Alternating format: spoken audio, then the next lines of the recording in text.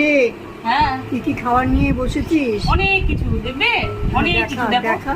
এই যে প্রথমে গরম গরম সাদা ভাত, মাছের একটা লেজ ভেজে নিয়েছি লাল শাক ভাজা, আর লাউ পাতায় ইলিশ পাতুরি করেছি। এই যে সাথে আছে মুগের ডাল,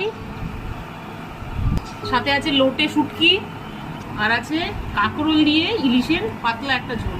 কাঁকরোল দিয়ে ইলিশের ঝোল দারুণ লাগে। সবসময় বেগুন খেতে খেতে একঘেয়ে হয়ে গেল, আমরা কাঁকরোল দিয়ে খাই।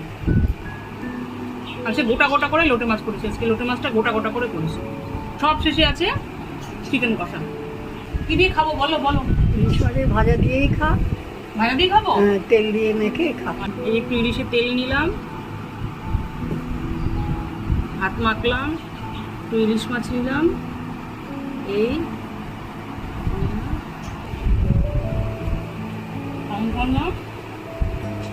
দারুণ।